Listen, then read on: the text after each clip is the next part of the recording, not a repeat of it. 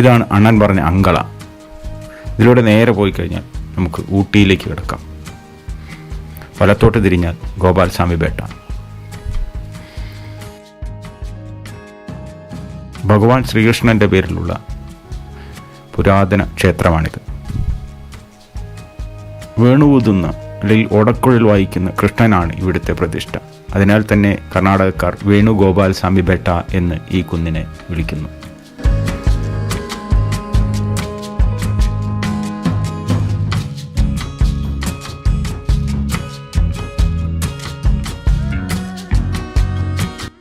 ചുറ്റും കൃഷിക്കാരുടെ പാടങ്ങളാണ്.